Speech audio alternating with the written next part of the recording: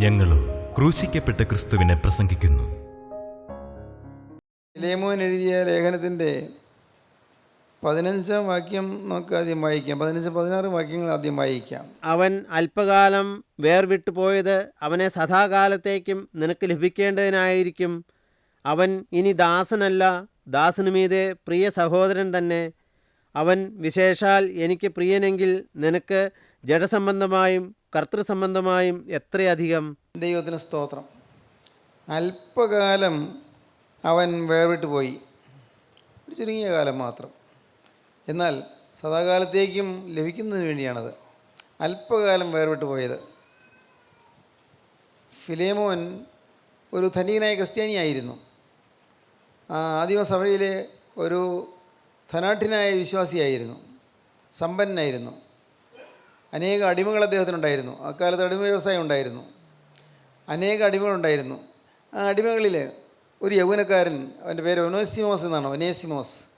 ഈ ഒനേസിമോസ് എന്ന ആ യുവാവ് അടിമയാണ്. അവന് സ്വന്തമായൊരു കാര്യം ചിന്തിക്കാൻ അവകാശമില്ല, സ്വന്തമായൊരു അഭിപ്രായം പറയാനും അവകാശമില്ല. അവനോട് പറയുന്നത് അനുസരിക്കുക എന്ന് മാത്രമേ അവന് ചെയ്യാൻ പറ്റുകയുള്ളൂ. മറ്റൊന്നിനും അവന് സ്വാതന്ത്ര്യമില്ല. അടിമയെ കൊല്ലാൻ പോലും യജമാനന് അവകാശമുണ്ട്. നാം ഇന്ന് കന്നുകാലിയെ ചന്തയിൽ കൊണ്ടുപോയി വിൽക്കുകയും വാങ്ങുകയും ചെയ്യുന്നത് പോലെ മനുഷ്യനെ കൊണ്ടുപോയി വിൽക്കുകയും വാങ്ങുകയും ചെയ്യുന്ന ചന്തകളുണ്ടായിരുന്നു, മനുഷ്യ ചന്തകൾ. അങ്ങനെയുള്ളൊരു മാർക്കറ്റിൽ നിന്ന് വാങ്ങിച്ച ഒരു അടിമയായിരുന്നു ഒനേസിമോസ്. ഈ ഒനേസിമോസ് അതുകൊണ്ട് അവന് സ്വാതന്ത്ര്യം ഉണ്ടായിരുന്നില്ല. അവൻ യജമാനൊരു ക്രിസ്ത്യാനിയായി, ഫിലേമോൻ എന്ന യജമാനൻ ഒരു ക്രിസ്ത്യാനിയായി തീർന്നതുകൊണ്ട് കുറച്ച് ലീനിയൻ്റായിരുന്നു, ഒരു അയവുള്ള മനുഷ്യനായിരുന്നു, സ്നേഹമുള്ള മനുഷ്യനായിരുന്നു. അടിമകളോടൊന്നും ക്രൂരമായി പെരുമാറിയില്ലായിരുന്നു. കാരണം ക്രിസ്ത്യാനിയായതുകൊണ്ട്, ക്രിസ്തുവിനെ പേടിയുള്ളതുകൊണ്ട്, ക്രിസ്തുവിനെ സ്നേഹിക്കുന്നതുകൊണ്ട്, ദൈവഭയം ഉള്ളിൽ ഉണ്ടായിരുന്നുകൊണ്ട് ഒരിക്കലും ഈ യജമാനൻ ഫിലേമോൻ അടിമകൾക്ക് എതിരായിരുന്നില്ല. അവർ പരമാവധി സഹായിക്കുകയൊക്കെ ചെയ്തിരുന്നു. ഫിലേമോൻ്റെ ഈ സ്നേഹവും ആർദ്രതയുമുള്ള ആ പെരുമാറ്റം കൊണ്ട് ഒനേസിമോസ് അത് മുതലെടുത്തു. അവൻ്റെ യജമാനായ ഫിലേമോൻ ഒരു സൗമ്യനും സൽഗുണസമ്പന്നനും ആയതുകൊണ്ട് അത് മുതലെടുത്തുകൊണ്ട് ആ ചെറുപ്പക്കാരൻ തരം കിട്ടിയപ്പോൾ അവിടെ നിന്ന് കുറേ പൈസയും മോഷ്ടിച്ചുകൊണ്ട് അവൻ ഒളിച്ചോടിപ്പോയി. ഇവൻ ഓടിപ്പോയി അവൻ റോമിലെത്തി. റോം അന്ന് എല്ലാ നഗരങ്ങളുടെയും ഒരു ഏറ്റവും മികച്ച നഗരം എന്ന് പറയുന്നതായ റോമാ നഗരത്തിൽ അവനെത്തി. ഇറ്റലിയിൽ റോം അന്ന് എല്ലാ വിധത്തിലും സമ്പൽ സമൃദ്ധവും പരിഷ്കാര സമൃദ്ധവുമായിരുന്നു. ഇവൻ അവിടെ പോയി റോമിൽ ചെന്ന് ജീവിച്ചു. അവനവിടെ ഏതോ ഒരു കേസിൽ അവൻ പെടേണ്ടി വന്നു. അവൻ്റെ സ്വഭാവം മോഷണമാണല്ലോ. കാരാഗ്രഹത്തിൽ അവൻ ചെന്നപ്പോൾ ആ കാരാഗ്രഹത്തിൽ വേറെ തടവുള്ളി ഉണ്ടായിരുന്നു. അതാണ് പൗലോസ്ലീഹ. എന്തൊരു അത്ഭുതകരമായ കാര്യമാണത്. യാദൃശ്യമെന്നൊക്കെ തോന്നാം, യാദൃശ്യമല്ല. ഈ ലോകത്ത് സംഭവിക്കുന്ന ഒന്നും യാദൃശ്യമല്ല. ഒരാളെ നാം കണ്ടുമുട്ടുന്നത്, ഒരു യോഗത്തിൽ നാം പങ്കെടുക്കുന്നത്, ഒരാൾ പറയുന്ന വാക്കുകൾ നാം കേട്ടുകൊണ്ടിരിക്കുന്നത്, ഏതെങ്കിലും കുടുംബത്തോടൊരു ബന്ധം വരുന്നത് ഒന്നും യാദൃശ്യമല്ല. അതിൻ്റെ എല്ലാം പിന്നിൽ ദൈവത്തിൻ്റെ ചില ഉദ്ദേശങ്ങളുണ്ട്. നിത്യനായ ദൈവം എല്ലാം ഭരിക്കുകയും നിയന്ത്രിക്കുകയും ചെയ്യുന്നു. ഒനേസിമോസ് പൗലോസ്ലീഹ താമസിച്ച ആ സെല്ലിൽ, ആ ജയിൽ മുറിയിൽ ഇവനും ചെന്ന് ചേരുവാനിടയായി. പൗലോസ് എപ്പോഴും പ്രാർത്ഥനാനിരതനായിരിക്കുകയും കർത്താവിനെ സ്തുതിക്കുകയും ഒരു ദുഃഖവും തോന്നാതെ കാരാഗ്രഹത്തിലെ വാസത്തിൽ പ്രയാസങ്ങളൊന്നും കാണിക്കാതെ യാതൊരു പ്രയാസവുമില്ലാതെ സന്തോഷത്തോടെ ദൈവത്തെ സ്തുതിക്കുകയും മറ്റും ചെയ്യുന്നത് കണ്ടത് ഇവന് അത്ഭുതം തോന്നി. ഇതെങ്ങനെ സാധിക്കും? ഒരു കാരാഗ്രഹത്തിൽ കിടക്കുമ്പോൾ ഇങ്ങനെ സന്തോഷിക്കാൻ സാധിക്കുന്നത് എങ്ങനെയാണ്? ഒരു പ്രയാസവുമില്ല. അവിടെയുള്ള ജയിലിൻ്റെ വാർഡന്മാരോടൊന്നും ഒരു എതിർപ്പുമില്ല, ആരോടും ചീത്തവാക്ക് പറയില്ല, എല്ലാവരും സൗമ്യമായിട്ട് പെരുമാറുന്നു. ഈ പൗലോസ്ലീഹയുടെ സ്വഭാവം അവനെ ആകർഷിച്ചു. അഥവാ പൗലോസ്ലീഹയുടെ ജീവിത സാക്ഷ്യം അവനെ ആകർഷിച്ചു. ജീവിത സാക്ഷ്യം അത് നാം പ്രത്യേകം കുറിക്കൊള്ളേണ്ട ഒരു വാക്യമാണ്. നമ്മുടെ ജീവിതത്തിൽ നമ്മുടെ സാക്ഷ്യം മറ്റുള്ളവരെ ആകർഷിക്കും. നാം ജോലി ചെയ്യുന്നിടത്ത് നമ്മുടെ സ്വഭാവം, നാം പ്രവർത്തിക്കുന്നിടത്ത് നമ്മുടെ പെരുമാറ്റം, ഇതെല്ലാം അനേകരെ സ്വാധീനം ചെയ്യും, ഇൻഫ്ലുവൻസ് ചെയ്യും അനേകരെ. അതാണ് നമ്മുടെ സ്വഭാവത്തിലാണ് സാക്ഷ്യം ആദ്യമായി വരേണ്ടത്. സ്വഭാവത്തിൽ നമ്മുടെ പെരുമാറ്റം, നമ്മുടെ വീട്ടിൽ നമ്മുടെ ഭാര്യയോടുള്ള പെരുമാറ്റം, ഭർത്താവിനുള്ള പെരുമാറ്റം, മക്കളുള്ള പെരുമാറ്റം, മാതാപിതാക്കളുടെ പെരുമാറ്റം, അവിടെയെല്ലാം നാം തികച്ചും മാതൃകയായിരിക്കേണ്ടതാണ്. ക്രിസ്തീയ മാതൃക നാം പുലർത്തേണ്ടതാണ്. ഇല്ലെങ്കിൽ നമ്മുടെ ജീവിതം വ്യർത്ഥമായി പോകും, നമ്മുടെ ജീവിതം പ്രയോജനശൂന്യമായി പോകും. ജീവിതത്തിൽ സാക്ഷ്യം, അതാണ് ഏറ്റവും പ്രധാനപ്പെട്ട കാര്യം. ജീവിതത്തിൽ സാക്ഷ്യം പറഞ്ഞില്ലെങ്കിലും വേണ്ടില്ല, ജീവിതത്തിൽ സാക്ഷ്യം വേണം. ജീവിതത്തിൽ സാക്ഷ്യം വേണം. എപ്പോഴും ഭാര്യയോട് കോപിക്കുന്ന മനുഷ്യൻ, എന്താ വേണ്ടാതനത്തിൻ്റെ പിറകെ പോകാനൊരു മടിയുമില്ലാത്ത മോള് അല്ലെങ്കിൽ മോൻ, ഇങ്ങനെയൊക്കെയുള്ളവരൊക്കെ അവരുടെ ജീവിതത്തിൽ സാക്ഷ്യമില്ല. അവർ വേണമെങ്കിൽ യോഗത്തിന് വന്ന് സാക്ഷ്യം പറയും, വലിയ പ്രസംഗം പറയും, അല്ലെങ്കിൽ അതിൻ്റെ നല്ല പാട്ട് പാടിയെന്ന് വരും. പക്ഷേ അതുകൊണ്ട് കാര്യമില്ല. അവരുടെ ജീവിത സാക്ഷ്യമാണ് പ്രധാനം. ജീവിത സാക്ഷ്യം. ഒനേസിമോസ് ഫിലേമോൻ്റെ ജീവിതത്തിൻ്റെ സാക്ഷ്യം കണ്ടു. ഒനേസിമോസ് പൗലോസിയുടെ ജീവിതത്തിൻ്റെ ഈ സാക്ഷ്യം കണ്ടു. ഇത് രണ്ടും കൂടി ആയപ്പോൾ ഒനേസിമോസിന് ഒരു ചിന്താക്കുഴപ്പം. ഞാൻ ചെയ്ത് തെറ്റിപ്പോയല്ലോ, ഞാൻ യജമാൻ്റെ അടുക്കൽ നിന്ന് രൂപ മോഷ്ടിച്ചുകൊണ്ട് പോകുന്നത് തെറ്റായിപ്പോയല്ലോ, ഒളിച്ചോടി പോകുന്നത് തെറ്റായിപ്പോയല്ലോ എന്നൊക്കെ ചില കുറ്റബോധം കുറേശ്ശെ വരുന്നുണ്ടായിരുന്നു. അപ്പോഴാണ് പൗലോസ് ശ്ലീഹ അവനോട് സംസാരിച്ചത്. പൗലോസ് ശ്ലീഹ ഒനേസിമോസിനോട് സംസാരിച്ച് വന്നപ്പോൾ പൗലോസ് ശ്ലീഹ അവന് പൗലോസിയുടെ അനുഭവത്തോട് ചേർത്ത് ചില കാര്യങ്ങൾ പറഞ്ഞു കൊടുത്തു. നിൻ്റെ ജീവിതത്തിൽ നിനക്ക് വന്ന തെറ്റ് ഗുരുതരമാണ്, പക്ഷേ എന്നാലും യേശുക്രിസ്തു അതെല്ലാം ക്ഷമിച്ചു തരും. അവനെ യേശുക്രിസ്തു നമ്മൾ പറഞ്ഞാലൊന്നും മനസ്സിലാവുകയില്ല. ഈ അടിമ യുവാവിന് അത് മനസ്സിലാവുകയില്ല. പക്ഷേ അപ്പോസ്തലനായ പൗലോസ് പറഞ്ഞു, യേശുക്രിസ്തു എല്ലാം ക്ഷമിച്ചു തരും. പറഞ്ഞു, ഞാൻ വലിയ ദൂഷകനായിരുന്നു, ഞാൻ ഉപദ്രവിയായിരുന്നു, ഞാൻ നിഷ്ഠൂരനായിരുന്നു, ഞാൻ സ്തേഫാനോസ് എന്ന് പറയുന്ന ഒരു സുവിശേഷകനെ ഞാൻ കല്ലെറിഞ്ഞ് കൊല്ലാൻ നേതൃത്വം കൊടുത്തവനായിരുന്നു. എങ്കിലും ക്രിസ്തു എനിക്ക് ക്ഷമിച്ചു തന്നു, എല്ലാം ക്ഷമിച്ചു തന്നു. വലിയൊരു കുറ്റമാണ് എനിക്ക് വന്നത്, ഒന്നല്ല അനേകം കുറ്റങ്ങൾ വന്നു, പക്ഷേ അതെല്ലാം കർത്താവ് ക്ഷമിച്ചു തന്നു. നിൻ്റെ കുറ്റവും കർത്താവ് ക്ഷമിച്ചു തരും, നിൻ്റെ പാപങ്ങളും കർത്താവ് ക്ഷമിച്ചു തരും. ക്രിസ്തു ജീവിക്കുന്നുണ്ട്, ക്രിസ്തു നിന്നെ സ്നേഹിക്കുന്നുണ്ട്. മോനെ, നീ മാനസാന്തരപ്പെടുക, ഞാൻ മാനസാന്തരപ്പെട്ടതുപോലെ നീ മാനസാന്തരപ്പെടുക. കുറേ കാര്യങ്ങളൊക്കെ പൗലോസ് ശ്ലീഹ പറഞ്ഞു കാണും. എന്തെല്ലാം പറഞ്ഞതെന്ന് വേദപുസ്തകം പറയുന്നില്ല. ഏതായാലും പൗലോസ് ശ്ലീഹ അവനോട് സംസാരിച്ചു, അവനെ കർത്താവിൻ്റെ വചനം കൊടുത്തു. തന്മൂലം ഈ ഒനേസിമോസ് മാനസാന്തരപ്പെട്ടു. സ്തോത്രം. ഒരു മനുഷ്യന് ലഭിക്കാവുന്ന ഏറ്റവും വലിയ ഭാഗ്യമാണ് മാനസാന്തരം. നമ്മുടെ പുരാതന സഭകൾക്കൊന്നിനും മാനസാന്തരം എന്ന് പറയുന്ന വാക്ക് പോലും കേൾക്കാൻ ഇത്തിരി പ്രയാസമാണ്. മാനസാന്തരം അതുപോലെ പാവപ്പെട്ടവർക്കുള്ളതല്ലേ, അത് പൊതു ക്രിസ്ത്യാനികൾക്കുള്ളതല്ലേ എന്നൊക്കെ ചിന്തിക്കുന്ന ആളുകളുണ്ട്, ഇന്നുമുണ്ട്. മാനസാന്തരം എന്ന് പറയുന്നതിനെ പുച്ഛിക്കുന്ന ആളുകളുണ്ട്, മാനസാന്തരപ്പെട്ടവരെ കളിയാക്കുന്ന ആളുകളുണ്ട്, ധാരാളം. പക്ഷേ നിങ്ങൾ ഓർക്കൂ, സത്യം, മാനസാന്തരം എന്ന് പറയുന്നത് ഒരു വലിയ മഹാഭാഗ്യമാണ്. മഹാഭാഗ്യം ഒരു മനുഷ്യന് കിട്ടാവുന്ന ഏറ്റവും വലിയ ഭാഗ്യമാണ്. മനസ്സിൽ പരിവർത്തനം വരിക. നമുക്ക് പുറമേ പരിവർത്തനം ഉണ്ടാക്കാം. നമുക്ക് നല്ല ഷർട്ട് ധരിക്കാം, അല്ലെങ്കിൽ നല്ല സാരി ഉടുക്കാം, നമ്മുടെ തലമുടി ചീകി ഒതുക്കാം, മിനുക്കി വയ്ക്കാം, അല്ലെങ്കിൽ ശരീരത്തിൽ നമുക്ക് ഏതെങ്കിലും സുഗന്ധലേപനങ്ങൾ പുരട്ടാം, ഇതൊക്കെ ആകാം. പക്ഷേ അത് പുറമേ വരുത്താൻ പറ്റും. പക്ഷേ അകം മാറ്റം വരുത്താൻ നമുക്ക് ആർക്കും സാധ്യമല്ല. അകത്തെ ചീത്ത ചിന്തകൾ മാറ്റാൻ പറ്റുമോ? അകത്തെ അശുദ്ധ വികാരങ്ങൾ മാറ്റാൻ പറ്റുമോ? അകത്തെ വൈരാഗ്യം മാറ്റാൻ പറ്റുമോ? അകത്ത് വരുന്ന മുഷിച്ചിലോ ഇഷ്ടക്കുറവോ അല്ലെങ്കിൽ പകയോ വിദ്വേഷമോ മാറ്റാൻ പറ്റുമോ? ഉള്ളിൽ പിണക്കമുള്ളവരോട് പുറമേ വഞ്ചാര വാക്ക് പറയുകയും വളരെ സ്നേഹമായി പെരുമാറുകയും ചെയ്യുമെങ്കിൽ ഉള്ളിലുള്ള കയ്പ് മാറുന്നുണ്ടോ? പുറമേ മാറ്റം വരുത്താൻ, പക്ഷേ അകം മാറുകയില്ല. അകം മാറണം. അകമാണ് മാറേണ്ടത്. അതാണ് മാനസാന്തരം. മനസ്സിൻ്റെ ആന്തരം, മനസ്സിന് അന്തരം വരിക, ആ മാറ്റം വരിക, മനപരിവർത്തനം. ഈ ഒനേസിമോസിന് കിട്ടിയ മഹാഭാഗ്യം അതാണ്. ഒനേസിമോസിന് അവന് ജയിലിൽ നിന്ന് മോചനം കിട്ടുന്ന സമയമായി. അവനോട് പൗലോസ് ശ്ലീഹ പറഞ്ഞു, മോനെ, നീ നിൻ്റെ യജമാൻ്റെ അടുക്കിലേക്ക് ചെല്ലണം, ഫിലിമോൻ്റെ അടുക്കിലേക്ക് ചെല്ലണം. അയ്യോ, അദ്ദേഹം കൊല്ലുകയില്ലേ, ഞാൻ പോയാൽ എന്നെ വെറുതെ വിടുമോ, ഞാൻ ഒളിച്ചോടി പോയ അടിമയല്ലേ, സാരമില്ല, നിനക്ക് ഞാനൊരു എഴുത്ത് തരാം, ഈ എഴുത്ത് കൊണ്ടുപോയി ഫിലിമോന് കൊടുത്താൽ മതി, അപ്പോൾ നിനക്ക് ആവശ്യമുള്ളതെല്ലാം അദ്ദേഹം ചെയ്തു തരും. ദൈവത്തിന് സ്തോത്രം. ആ ഫിലേമോന് വേണ്ടി പൗലോസ് ശ്ലീഹ എഴുതിയ എഴുത്ത്, ഫിലേമോന് വേണ്ടി എഴുതിയ എഴുത്ത്, ഫിലേമോനെ പൗലോസ് എഴുതിയ എഴുത്ത്, ഒനേസിമോസിൻ്റെ കാര്യം പറഞ്ഞ് എഴുതിയ എഴുത്ത്, ആ എഴുത്താണ് ഈ ഒരു ലേഖനം, ഒരു അധ്യായം മാത്രമുള്ള ലേഖനം, ഫിലേമോൻ എഴുതിയ ലേഖനം.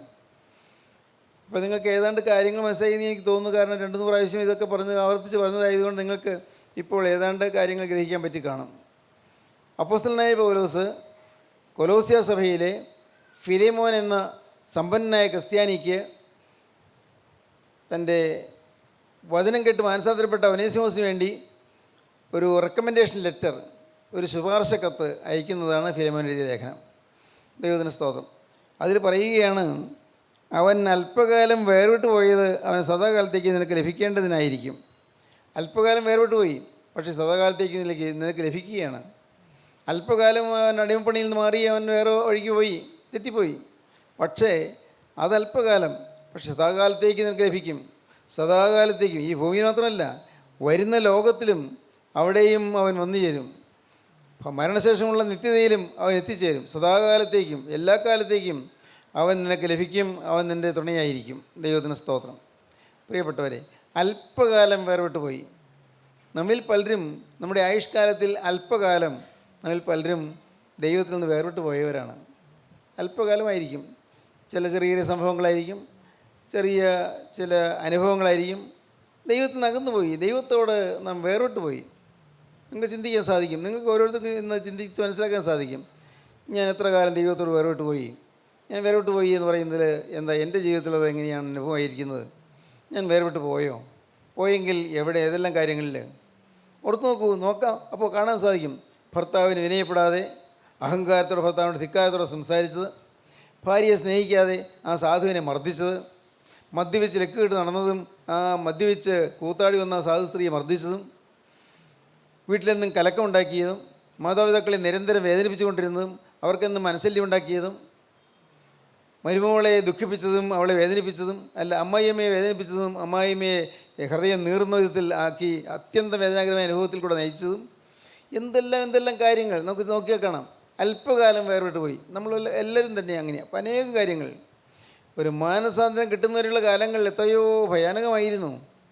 മനുഷ്യത്വമില്ലാത്ത കാലങ്ങളായിരുന്നില്ലേ? മൃഗീയമായ സ്വഭാവമായിരുന്നില്ലേ? പുറത്തു പറയാൻ കൊള്ളാത്ത ജീവിതമായിരുന്നില്ലേ? ലജ്ജാകരമായ ജീവിതമായിരുന്നില്ലേ? അതെല്ലാം കർത്താവിൻ്റെ സന്നിധിയിൽ എഴുതപ്പെട്ടിരിക്കുന്നു എന്നത് ഒരിക്കൽ വായിച്ച് കേൾപ്പിക്കും. നമ്മുടെ ജീവിതത്തിൽ വന്നുപോയ പാപങ്ങളെല്ലാം റെക്കോർഡ് ചെയ്തിരിക്കുകയാണ്.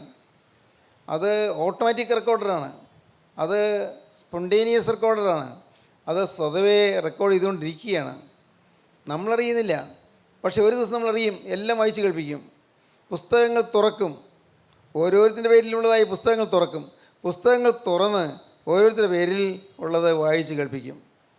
അപ്പോൾ നാം പേർക്ക് അയ്യോ ഇതൊക്കെ എഴുതി വെച്ചിരിക്കുന്നോ, ഇത് അന്നുണ്ടായ കാര്യങ്ങൾ എത്രയോ പണ്ട്, നാം പരിഭ്രമിച്ചിട്ട് കാര്യമില്ല. അപ്പോൾ ഇവിടെ വെച്ച് ആ പുസ്തകത്തിൽ എഴുതി വെച്ചിരിക്കുന്ന പാവങ്ങളെല്ലാം മാഞ്ഞു കിട്ടണം. നമ്മെ പ്രതി ദൈവത്തിൻ്റെ സന്നിധിയിലുള്ളതായ ഓർമ്മയുടെ പുസ്തകത്തിൽ, സ്മരണയുടെ പുസ്തകത്തിൽ എഴുതി വച്ചിരിക്കുന്നതെല്ലാം ഈ കാലത്ത്, ഈ ഭൂമിയിൽ ജീവിച്ചിരിക്കുന്ന കാലത്ത് മാഞ്ഞു കിട്ടണം. മാഞ്ഞു കിട്ടിയില്ലെങ്കിലോ നാം നിത്യാഗ്നിയിലേക്ക് പോകും. പിന്നെ തിരുത്താനാവില്ല, പിന്നെ തിരിച്ചു വരാനാകില്ല, നമുക്ക് രക്ഷപ്പെടാൻ സാധിക്കുകയില്ല. ഇവിടെ വെച്ച് അത് മാഞ്ഞു കിട്ടണം. പുസ്തകത്തിലുള്ളത് എഴുതിയതെല്ലാം മാഞ്ഞു കിട്ടണം. അതെല്ലാം മായ്ക്കാനുള്ള ഏറ്റവും വലിയ അത്ഭുതകരമായ ഒരു സാധനമാണ് കർത്താവായ യേശുക്രിസ്തുവിൻ്റെ തിരുരക്തം. ക്രിസ്തുവിൻ്റെ തിരുരക്തം ഒരു തുള്ളി വീണാൽ എല്ലാം മാഞ്ഞു പോകും. വന്നുപോയ പാവങ്ങളെല്ലാം മാഞ്ഞു പോകും. യേശുക്രിസ്തുവിൻ്റെ തിരുരക്തത്തിൽ മാഞ്ഞു പോകാത്ത ഒരു പാപവുമില്ല. എല്ലാം എത്ര കൊടും ക്രൂരകൃത്യമായിക്കൊള്ളട്ടെ, കൊലപാതകമോ ഗർഭഛിദ്രമോ അതല്ലെങ്കിൽ അശുദ്ധ ജീവിതമോ ഏറ്റവും ഹീനമായ ജീവിത ബന്ധങ്ങളോ എന്തുമാകട്ടെ എല്ലാം ഇവിടെ വെച്ച് മാഞ്ഞു കിട്ടണം. അതിനെന്താണ് നാം ചെയ്യേണ്ടത്?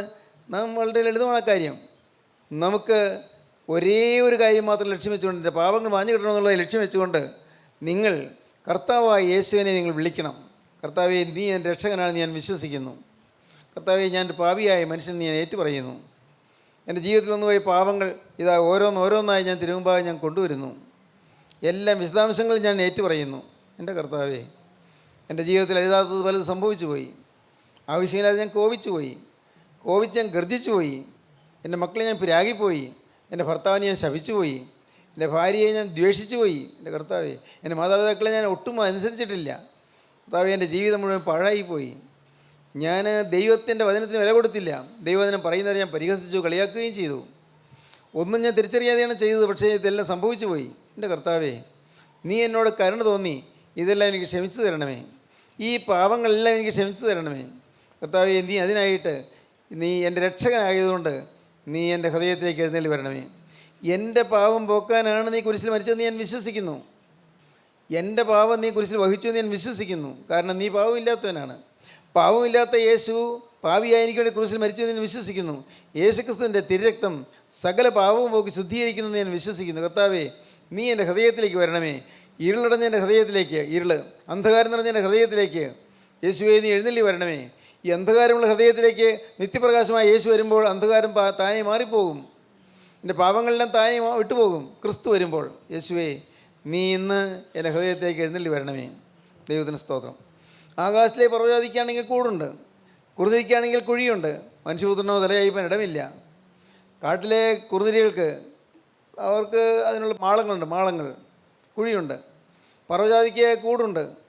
എന്നാൽ കർത്താവായ യേശുവിന് തലചായ്പാൻ ഇടമില്ല. എൻ്റെ ഹൃദയത്തിൽ ഇടമില്ല. ഇവിടെ കാട്ടിയാതിക്ക് താമസിക്കാനുള്ള ഇടമെല്ലാം ഉണ്ട്. സിംഹത്തിൻ്റെ വൈരാഗ്യവും പുലിയുടെ കോപവും കരടിയുടെ ക്രൂര സ്വഭാവവും എല്ലാം എൻ്റെ അകത്തുണ്ട്. കർത്താവേ, ഞാൻ മൂലം പലർക്കും നഷ്ടം വന്നിട്ടുണ്ട്. കർത്താവേ, ഇതെല്ലാം എൻ്റെ പേരിൽ കണക്കിട്ട് കിടക്കുകയാണ്. എൻ്റെ പേരിൽ നിന്ന് മായ്ച്ചു കളയണം. പ്രകാശം എൻ്റെ ഹൃദയത്തിൽ വന്ന് യേശുവെ ഈ അന്ധകാരം മുഴുവൻ മാറ്റണം. ഇങ്ങനെ നാം പ്രാർത്ഥിക്കുമ്പോൾ അപ്പോൾ യേശു ക്രിസ്തു ഹൃദയത്തിലേക്ക് വരും. അപ്പോൾ നമ്മുടെ ജീവിതത്തിലെ അന്ധകാരമെല്ലാം മാറും, ഇരുളെല്ലാം മാറും. ഇരുൾ മാറിക്കഴിയുമ്പോൾ നമുക്ക് വലിയൊരു സമാധാനം കിട്ടും. അകത്തൊരു സമാധാനം. ലംഘനം ക്ഷമിച്ചും പാപം മറച്ചും കിട്ടുന്നു. എന്തൊരു ഭാഗ്യം! ലംഘനം ക്ഷമിച്ചു കിട്ടുന്നു, പാപം മറച്ചു തരുന്നു. പാവമുണ്ട്, പക്ഷേ കർത്താവിൻ്റെ രക്തം വന്നങ്ങ് പൊതിഞ്ഞു തരുന്നു. എൻ്റെ ഹൃദയത്തിൽ പാപമുണ്ട്, പ്രവൃത്തിയിലെ പാപം കർത്താവ് ക്ഷമിച്ചു, ശരിയാണ്. പക്ഷേ ഇപ്പോൾ ഹൃദയത്തിൽ ഇപ്പോഴും പാവമുണ്ട്, അതിൻ്റെ അടിവേരുകൾ ഇപ്പോഴും ഉണ്ട്. എൻ്റെ ഹൃദയത്തിലുള്ളതായ പാവത്തിൻ്റെ അടിവേരുകളെയെല്ലാം കർത്താവിൻ്റെ തിരക്തം വന്നങ്ങ് പൊതിഞ്ഞു തരുന്നു. ആരും നോക്കിയാൽ കാണില്ല, പിശാച് നോക്കിയാലും കാണില്ല. പിശാച് നോക്കിയാലും കാണാത്ത വിധത്തിൽ കർത്താവ് പൊതിഞ്ഞു തരുന്നു. ദൈവത്തിന് സ്തോത്രം. ലംഘനം ക്ഷമിച്ചും പാവം മറച്ചും കിട്ടിയാൽ ഭാഗ്യവാൻ. ഇങ്ങനെയുള്ളതായ ഒരു അനുതാപത്തോടുകൂടി പ്രാർത്ഥിക്കുമ്പോഴാണ് ഈ പാവം മാറുന്നത്, മാനസാന്തരം ലഭിക്കുന്നത്. മാനസാന്തരം, പ്രിയപ്പെട്ടവരെ, ഒനേസിമോസിന് മാനസാന്തരം കിട്ടി. അപ്പോസ്തലനായ പൗലോസിൻ്റെ വചനം കേട്ട് മാനസാന്തരം വന്നു ഒനേസിമോസിന്. ഒനേസിമോസ് അല്പകാലം വേറിട്ട് പോയി. അല്പകാലം. അവൻ്റെ ജീവിതത്തിൽ ഒരു ചെറിയ കാലമാണ് അവൻ നഷ്ടപ്പെടുത്തി കളഞ്ഞത്. ചുരുങ്ങിയ കാലം. അവൻ യുവാവാകുന്നേ ഉള്ളൂ. ഈ യൗവനത്തിൻ്റെ ആരംഭകാലത്ത് തന്നെ അവൻ വലിയ തെറ്റുകളിൽ കുടുങ്ങിപ്പോയി, പാവം. എന്നാൽ അവൻ പറയുകയാണ്, സാരമില്ല, നീ ഉള്ളതുപോലെ നീ ഏറ്റുപറഞ്ഞ് നീ ഫിലമോൻ്റെ അടുക്കൽ ചെന്ന് നീ മാപ്പ് ചോദിച്ചാൽ ഫിലമോൻ ക്ഷമിക്കും. കാരണം ഈ ലെറ്റർ കൊടുത്താൽ മതി. ഈ ലെറ്റർ ഞാൻ തന്നയക്കുന്ന എഴുത്ത് കൊടുത്താൽ മതി. സ്തോത്രം. പ്രിയപ്പെട്ടവരെ, പിതാവായ ദൈവത്തിന് മുമ്പിൽ നമുക്ക് പ്രവേശനമില്ല. നിത്യപ്രകാശമായ നിത്യനായ ദൈവത്തിന് മുമ്പിൽ നമുക്ക് പ്രവേശനമില്ല. കാരണം നാം പാപികളാണ്. എന്നാൽ കർത്താവായ യേശു ക്രിസ്തുവിൻ്റെ ആ തിരുരക്തത്തിൻ്റെ എഴുത്ത് അതുമായി ചെന്നാൽ പിതാവ് നമ്മെ സ്വീകരിക്കും. സ്തോത്രം. വേറൊരു പോംവഴിയുമില്ല. താൻ മുഖാന്തരമായി ദൈവത്തെ അടുക്കുന്നവർക്ക് വേണ്ടി പക്ഷപാതം ചെയ്യുവാൻ സദാ ജീവിക്കുന്നതിനാകയാൽ അവരെ പൂർണ്ണമായി രക്ഷിപ്പാനും പ്രാപ്തനാകുന്നു. ക്രിസ്തുവിൻ്റെ രക്തം, ആ തിരുരക്തത്തിൽ ആശ്രയിച്ചുകൊണ്ട്, കർത്താവേ, നിൻ്റെ തിരുരക്തം എൻ്റെ സകല പാവക്കറകളും കഴുകിയ ഞാൻ വിശ്വസിക്കുന്നു. യേശുവെ, ഇനിമേൽ ഞാൻ പാപം ചെയ്യുകയില്ല. ഇതാ വന്നു എന്നോട് ക്ഷമിക്കണമെന്ന് പറഞ്ഞുകൊണ്ട് ചെന്നാൽ എല്ലാം ക്ഷമിക്കും, എല്ലാം മായ്ച്ചു തരും, എല്ലാം മറച്ചു തരും. ദൈവത്തിന് സ്തോത്രം. ഫിലമോൻ്റെ അടുക്കലേക്ക് എഴുത്തുമായി ചെന്ന ഒനേസിമോസിന് ഒന്നും പ്രത്യേകിച്ച് പറയേണ്ടി വന്നില്ല. പറയേണ്ടതെല്ലാം പൗലോസിയ പറഞ്ഞു. അതാണ് പറഞ്ഞത്, അല്പകാലം വേറിട്ട് പോയത് അവനെ സദാകാലത്തേക്ക് നിനക്ക് ലഭിക്കേണ്ടതിനായിരിക്കും. സദാകാലത്തേക്ക് നിനക്ക് ലഭിക്കും. സദാകാലത്തേക്കും നിത്യതയോളം അവൻ സൗഹൃദം നിനക്ക് ലഭിക്കും. നിത്യതയോളം അവൻ്റെ സ്നേഹം നിനക്ക് ലഭിക്കും. സദാകാലത്തേക്ക് നിനക്ക് ലഭിക്കും. ദൈവത്തിന് സ്തോത്രം. അല്പകാലം വേറിട്ട് പോയി, സദാകാലത്തേക്ക് നിനക്ക് ലഭിക്കും. ദൈവത്തിന് സ്തോത്രം. പ്രിയപ്പെട്ടവരെ, നമ്മുടെ ജീവിതത്തിൽ സദാകാലത്തേക്കുമുള്ള അനുഗ്രഹം പ്രാപിക്കാനുള്ള ഏറ്റവും അത്ഭുതകരമായ ഒരു ലളിതമായ കുറുക്കുവഴിയാണ് വേറെ ഒന്നുമല്ല, കർത്താവായ യേശു ക്രിസ്തു സ്വീകരിക്കുക എന്നുള്ളത്. വളരെ ലളിതം, വളരെ ലളിതം, വേറൊന്നും വേണ്ട. അപ്പോൾ നിങ്ങൾ പലരും പറയും, എൻ്റെ സാറ് ഞാൻ കർത്താവിനെ സ്വീകരിച്ചിട്ടുണ്ടല്ലോ, ഞാൻ യേശുവിനെ വിളിച്ചാണ് പ്രാർത്ഥിക്കുന്നത്, ഞാൻ പള്ളിയിൽ പോകുന്നുണ്ടല്ലോ, ഞാൻ നമസ്കാരം ചൊല്ലുന്നുണ്ട്, ഞാൻ കുമ്പസാരിക്കുന്നുണ്ട്, കുർബാന കൊള്ളുന്നുണ്ട്. പ്രിയപ്പെട്ടവരെ, ഇന്നീ നടക്കുന്നതെല്ലാം പലതും ചടങ്ങുകളാണ്. ചടങ്ങുകൾ നടത്തിക്കൊണ്ട് പ്രയോജനമില്ല. ചടങ്ങുകൾ, ആചാരങ്ങൾ അനുഷ്ഠിച്ചുകൊണ്ട് പ്രയോജനമില്ല. അത് നമ്മുടെ ജീവിതത്തിൽ നിന്ന് വരണം, ഹൃദയത്തിൽ നിന്ന് വരണം. ഈ ആചാരാനുഷ്ഠാനങ്ങളെല്ലാം അർത്ഥവത്താകുന്ന എപ്പോഴാണ്? അതിൻ്റെ അർത്ഥം നാം ഗ്രഹിച്ചത് അനുഷ്ഠിക്കുമ്പോഴാണ്. അർത്ഥം ഗ്രഹിക്കണം. അർത്ഥം ഗ്രഹിക്കുമ്പോൾ വിശുദ്ധ കുർബാന അനുഗ്രഹപ്രദമാണ്.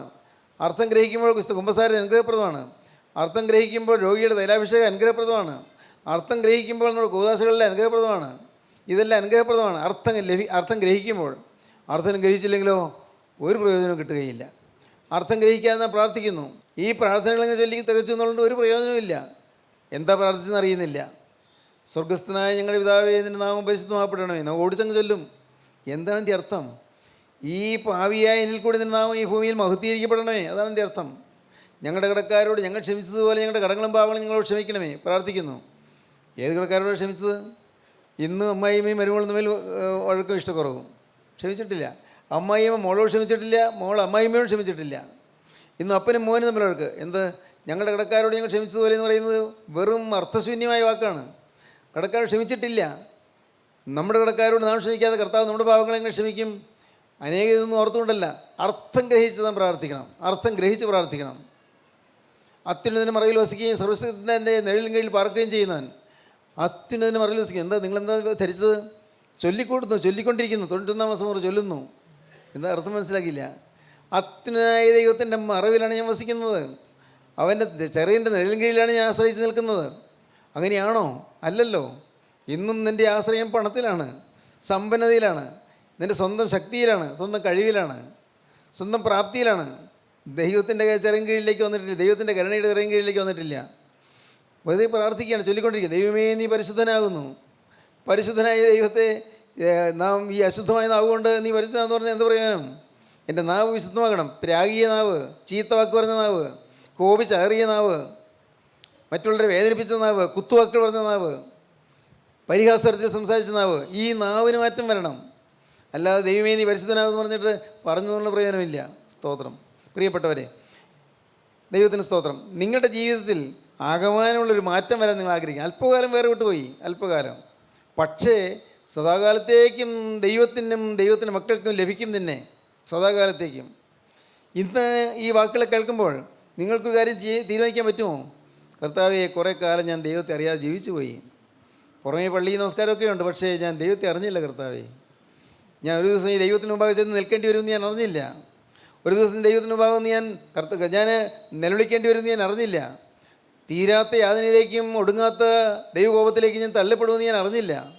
കർത്താവെ, ചാകാത്ത മുഴുവൻ കെടാത്ത ദൈവമുള്ള നരകാഗ്നിയിലേക്ക് ഞാൻ തള്ളപ്പെടുമെന്ന് ഞാൻ അറിഞ്ഞില്ല. കർത്താവെ, ഞാൻ ചിന്തിച്ചില്ല. ദൈവത്തിന് സ്തോത്രം. അല്പകാലം, ഈ അല്പകാലം വേറോട്ട് പോയി, സദാകാലത്തേക്ക് നിങ്ങൾക്ക് ലഭിക്കും. പ്രിയപ്പെട്ടവർ, ഇന്ന് നിങ്ങൾ തീരുമാനിക്കണം, കർത്താവെ, ഇത്രയും കാലം എല്ലാം പാഴായി പോയല്ലോ, അഭിമാനിക്കാനൊന്നും വകയില്ലല്ലോ, അഭിമാനിക്കാനൊന്നും ഒരു വകയുമില്ല. ദൈവത്തിന് സ്തോത്രം. അഭിമാനിക്കാനൊരു വകയുമില്ല. പ്രിയപ്പെട്ടവർ, എങ്ങനെയല്ലേ? നിങ്ങൾക്ക് മനസ്സിലാകുമോ? പുറമേ പാവമൊന്നും ചെയ്തിട്ടില്ല, മദ്യപാനം ചെയ്തില്ല, അല്ലെങ്കിൽ വൃത്തിയായിട്ട ജീവിതം നയിച്ചില്ല, ആരോടും വഴക്കടിക്കാൻ പോയില്ല, ആരുടെയും പൈസ വേണമെന്ന് ആഗ്രഹിച്ചില്ല, ദുരാഗ്രഹങ്ങളൊന്നും ഉണ്ടായില്ല. ശരിയാ, കുഴപ്പമില്ല. പ്രാർത്ഥനയുണ്ട്, നമസ്കാരമുണ്ട്, പള്ളിയിൽ പോകുന്നു, എല്ലാം. ഞാൻ അങ്ങനെയായിരുന്നു. പുറമേ ഭാവത്തിനൊന്നും പോയിട്ടില്ല. വളരെ ദൈവത്തെ സ്തുതിച്ചുകൊണ്ട് പറയേണ്ട ഒരു കാര്യമാണ്. പുറമേ വേണ്ടാതിനൊന്നും പോയില്ല, ഒരു അരുതാത്ത കൂട്ടുകെട്ടിനും പോയില്ല, ചീത്തത്തരമൊന്നും പഠിച്ചുമില്ല. അങ്ങനെയുള്ള കൂട്ടുകാരും ഉണ്ടായിരുന്നില്ല. അങ്ങനെ വേണ്ടാതിനൊന്നും പഠിച്ചുമില്ല. എന്തിനാ ഇപ്പോൾ ഈ പിള്ളേർ പറയുന്ന ചില സ്വയംഭോഗം എന്നൊക്കെ പറയുന്ന കാര്യങ്ങളുടെ മാസ്റ്റർബേഷൻ, അതൊന്നും എന്താണെന്ന് എനിക്ക് അറിയാൻ വയ്യായിരുന്നു. എന്നാൽ എൻ്റെ ഹൃദയം മുഴുവൻ അഹങ്കാരമായിരുന്നു. ഹൃദയം മുഴുവൻ തിന്മയായിരുന്നു. ഹൃദയത്തിൽ നല്ല വഴക്കുണ്ടായിരുന്നു ചിലരോട്, നല്ല വൈരാഗ്യം ഉണ്ടായിരുന്നു ചിലരോട്. വൈരാഗ്യം പോക്കാൻ കഴിവില്ലാത്തതുകൊണ്ട് പോക്കിയില്ല, പക പോക്കാൻ നിർവാഹമില്ലാത്തതുകൊണ്ട് പോക്കിയില്ല, എനിക്ക് പ്രതികാരം ചെയ്യാൻ കഴിവില്ലാത്തതുകൊണ്ട് പ്രതികാരം ചെയ്തില്ല. കഴിവുണ്ടായിരുന്നു ചെയ്തു പോയതിന്. കാരണം ഞാൻ ഒരു പാവ മനുഷ്യനായതുകൊണ്ട് എനിക്ക് എന്നെ ഏതെങ്കിലും തരത്തിൽ വേദനിപ്പിച്ചുകൊണ്ട് പ്രതികാരം ചെയ്യാൻ കഴിവുണ്ടായിരുന്നില്ല. പക്ഷേ അകത്ത് പ്രതികാര വാഞ്ചയുണ്ട്, അകത്ത് കോപമുണ്ട്, അകത്ത് വാശിയുണ്ട്, അകത്ത് ദുശാഠ്യമുണ്ട്, അകത്ത് ഹൃദയത്തിൽ നിറഞ്ഞ അഹങ്കാരമുണ്ട്. ഇങ്ങനെയെല്ലാം ആയിരുന്നു ഞാൻ. പക്ഷേ അങ്ങനെയുള്ള എനിക്ക് മാനസാന്തരം ആവശ്യമായിരുന്നു. എനിക്ക് മാനസാന്തരം വേണമായിരുന്നു. ഞാൻ മാനസാന്തരപ്പെട്ടു. ദൈവത്തിന് സ്തോത്രം. എൻ്റെ ഹൃദയം കർത്താവിന് കൊടുത്തു. അത് 17-ാമത്തെ വയസ്സിലാണ്. 17-ാമത്തെ വയസ്സിൽ അന്ന് ഞാൻ ഇതുപോലെ വചനം കേട്ടുകൊണ്ടിരുന്നു. വചനം പറഞ്ഞുകൊണ്ടിരുന്ന ദേവദാസൻ അദ്ദേഹം പറഞ്ഞ വാക്കുകൾ എൻ്റെ ഹൃദയത്തിൽ തറഞ്ഞു കയറി. അന്ന് ഞാൻ തീരുമാനിച്ചു, കർത്താവ്, ഇന്നു മുതൽ ഞാൻ നിൻ്റെ വക. വ്യക്തമായിരുന്നു, വളരെ കൃത്യമായിരുന്നു. ആരോടും ആലോചന ചോദിക്കേണ്ടി വന്നില്ല. കർത്താവ്, ഇന്നു മുതൽ ഞാൻ നിൻ്റെ വക. കർത്താവ്, നീ എനിക്ക് വേണ്ടി ക്രൂശിൽ മരിച്ചു, ഞാൻ വിശ്വസിക്കുന്നു. ഇന്നു മുതൽ ഞാൻ നിനക്കായി ജീവിക്കും. 17-ാമത്തെ വയസ്സിൽ തുടങ്ങിയ ദൈവവേല കൃപയാൽ തുടർന്നുകൊണ്ടിരിക്കാൻ കർത്താവ് കരുതുന്നു. ദൈവത്തിന് സ്തോത്രം. ഈ കാലം അത്രയും എന്തുമാത്രം ആക്ഷേപങ്ങൾ നേരിട്ടു, എന്തുമാത്രം പരിഹാസങ്ങൾ നേരിട്ടു, എന്തുമാത്രം കളിയാക്കലുകൾ നേരിട്ടു, ഏതെല്ലാം തരത്തിലുള്ള ഉപദ്രവങ്ങൾ നേരിട്ടു, ആരെല്ലാം തെറ്റിദ്ധരിച്ചു, എന്തെല്ലാം കിംവദന്തികൾ പറഞ്ഞു വരുത്തി, എല്ലാം. ദൈവത്തിന് സ്തോത്രം. സഭയ്ക്ക് ഇതരനാണെന്ന് പോലും ചിലർ പറഞ്ഞു. പ്രിയപ്പെട്ടവരെ, നമ്മുടെ സഭയ്ക്ക് കൊള്ളാകുന്നതല്ല എന്ന് പോലും പറഞ്ഞു. പക്ഷേ ഞാൻ എൻ്റെ മാതൃസഭ വിട്ടെങ്ങും പോവുകയുമില്ല. ദൈവത്തിന് സ്തോത്രം. പ്രിയപ്പെട്ടവരെ, ഞാൻ ഇടവപ്പള്ളി വിട്ടെങ്ങും പോവുകയില്ല. അതൊക്കെ വളരെ കൃത്യമായ ചില പ്രതിഷ്ഠകളാണ്, ചില തീരുമാനങ്ങളാണ്. പക്ഷേ ഇടവക മാറാതെ, സഭ മാറാതെ, സമുദായം മാറാതെ ക്രിസ്തുവിൻ്റെ വിശുദ്ധനായി തീരാം എന്ന് ഒന്ന് തെളിയിക്കണമെന്നുള്ളൊരു ചലഞ്ച് ഞാൻ ഏറ്റെടുക്കുകയായിരുന്നു. It was a challenge. സ്തോത്രം. സഭ മാറാതെ, സമുദായം മാറാതെ, കക്ഷി മാറാതെ, ഒരാൾക്ക് ഒരു വിശുദ്ധനായി ജീവിക്കാൻ സാധിക്കും ഈ ഭൂമിയിൽ എന്ന് എൻ്റെ ജീവിതം കൊണ്ട് തെളിയിക്കണമെന്നുള്ളതായ ഒരു വാഞ്ച എൻ്റെ ഹൃദയത്തിൽ വന്നു. സ്തോത്രം. അതുകൊണ്ടാണ് ഞാൻ ഇങ്ങനെ നിൽക്കുന്നത്. അതുകൊണ്ടാണ് ആരെയും പേടിയില്ലാത്തത്. ദൈവത്തിന് സ്തോത്രം. പ്രിയപ്പെട്ടവരെ, വ്യക്തമായി തീരുമാനമെടുക്കാം. അല്പകാലം വേറോട്ട് പോയി സദാകാലത്തേക്ക് ലഭിക്കും. നിങ്ങൾ ഇത്രയും കാലം വേറോട്ട് പോയാലായിരിക്കാം. ഇന്ന് നിങ്ങൾ ക്രിസ്തുവിന് ലഭിക്കണം, ക്രിസ്തുവിന് നിങ്ങളെ കിട്ടണം. ക്രിസ്തുവിൻ്റെ മുമ്പിൽ കെഞ്ചി നിൽക്കുകയാണ്, യാചിച്ച് നിൽക്കുകയാണ്. മകളെ, നിന്നെ എനിക്ക് വേണം, മകനെ നിന്നെ എനിക്ക് വേണം. നിന്നെ അഴിച്ചുവിടുന്നത് എനിക്ക് ആവശ്യമുള്ളത് കൊണ്ടാണ്. നിനക്ക് ഈ വചനം തരുന്നത് എനിക്ക് നിന്നെക്കൊണ്ട് ആവശ്യമുള്ളത് കൊണ്ടാണ്. നിന്നിൽ നിന്നുകൊണ്ട് ചില കാര്യങ്ങൾ എനിക്ക് നിവർത്തിക്കാനുണ്ട്. നീ ഒരാളിൽ നിന്നുകൊണ്ട് ചിലരെ രക്ഷിക്കാനുണ്ട്. നീ ഒരാളിൽ നിന്നുകൊണ്ട് ഒരു കുടുംബത്തെ രക്ഷിക്കാനുണ്ട്.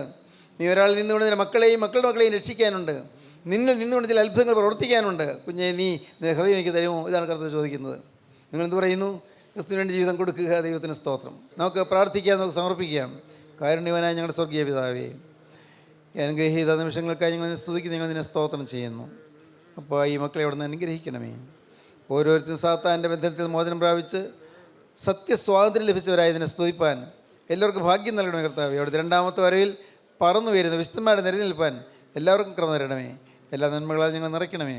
യേശുക്രിസ്തുവിൻ്റെ മഹത്വപൂർണ്ണമായ നാമത്തിൽ പ്രാർത്ഥിക്കുന്ന കുറയോടെ കേൾക്കണം പിതാവേ. ആമീൻ. ഹല്ലേലൂയ.